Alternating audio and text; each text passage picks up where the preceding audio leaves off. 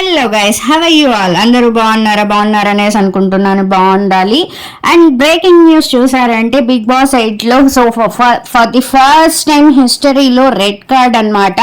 బేసిక్గా మనం హిందీ సీజన్స్లోను అండ్ తమిళ సీజన్లోను లాస్ట్ సీజన్లో ఇచ్చారు రెడ్ కార్డు.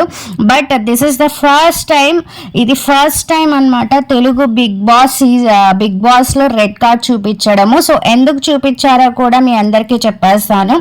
అబ్బాయి జరిగినటువంటి టాస్క్లలోను లాస్ట్ వీక్ జరిగినటువంటి యాక్టివిటీస్లోను సో తను బిగ్ బాస్ని తిడుతూ biased Bigg Boss, so Bigg బాస్కి రూల్సే తెలియవు అవి ఇవి మాట్లాడాడు. అవన్నీ చూపించి సో నాగార్జున గారు అభయ్కి రెడ్ కార్డ్ చూపిస్తారు.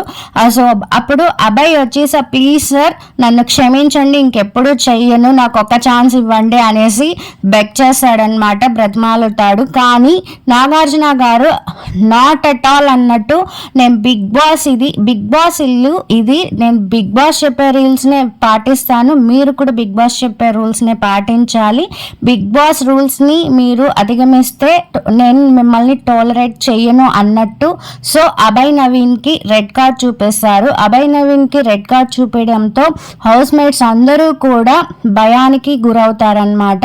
సో వాళ్ళకి ఇంకేం వస్తాయా అన్నట్టు. అదేవిధంగా ఇంకా అభయ్ నవీన్ తరపున యష్మి బెగ్ చేస్తుందన్నమాట ప్లీజ్ సార్ అనేసి. అయినా కూడా నాగార్జున గారు చాలా ఫైర్ గా ఉంటారు. సో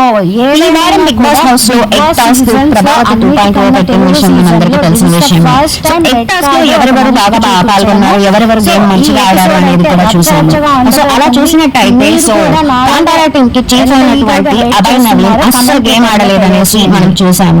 అట్లీస్ట్ వేరే వాళ్ళు ఆడుతున్న వాళ్ళని కూడా